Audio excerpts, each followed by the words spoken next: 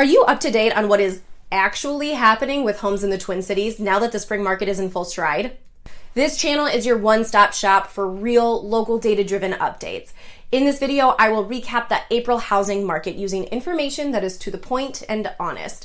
No smoke up your butt, no fear tactics, just info. I'm Bailey Beckman, a Twin Cities resident and a local realtor that drives my business by data and real facts, not market assumptions and emotions. Save yourself time and energy moving forward and click that subscribe button to be the first to know about market changes in the Twin Cities. Up first, let's talk about money. In April, we saw the median sales prices of homes hit $367,500. As you can see in the 10-year history of the month of April in the Twin Cities, we have seen a consistent increase annually. However, this year we did see a little under a 1% decrease compared to last year. This is still a very strong purchase price considering the raise in interest rates year over year. The average 30-year rate in April 2022 was 5.19%, and the average in 2023 was 6.51%. I am excited to see prices remain at roughly the same as last year because it does help lead to a slightly more balanced market between both buyers and sellers. If we break apart the median price by property type, you'll see that the decline in price fell under single-family homes and condos. On the other hand, townhomes actually increased in sales price. Looking at historical trends, I expect home prices to be a smidge higher over the next 2 months while we hit our seasonal peak. Up next, let's talk about inventory. Overall, we saw the number of sold homes decrease by 33% year over year for the month of April. There are a couple of reasons why we saw this decrease. One, the increase in interest rates. When rates increased, buyer demand decreased. Fewer buyers means fewer homes sold. Secondly, during the last few years, homeowners have had the opportunity to refinance their loans to historically low rates. If you are an owner holding a mortgage at 2.5%, it takes quite a bit to motivate you into selling and buying a new home at closer to 6.5%, which impacts the total of number of homes available to be sold. Here you can see new listings are down across the board. So even though buyer demand has decreased with higher rates, the balance in the market has still remained relatively the same because there are also fewer homes available for sale.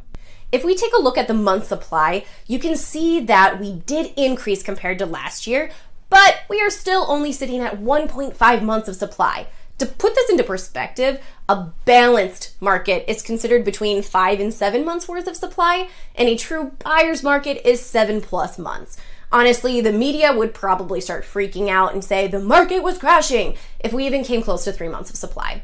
Anyway, so digging deeper into buyer demand trends, let's figure out what buyers are up to. Showing activity is down about 18.8% compared to April of last year.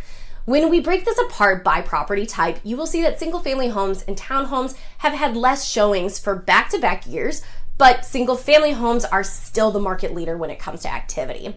On average, a home that is listed for sale had about 8.2 showings in April. Buyers are also still offering sellers 100% of their original asking price on a home. Now, if we look at the 5-year trend line, this is pretty standard for homes in the peak spring and summer season prior to the demand booms in both 2021 and 2022. This is another reflection that the market is still hot, but not scorching like it was the last 2 years. Homes sat on the market for a median of 17 days last month, which is up 112% compared to last year. But nothing to sweat because it is right on par with the spring market historically speaking. So what does all of this mean for the next couple of months? Unless we see major changes in the mortgage interest rates, I expect to see a pretty similar market to April. Inventory will remain low and buyer demand will be kept at bay, but the balance between active buyers and active homes will still remain a competitive seller's market.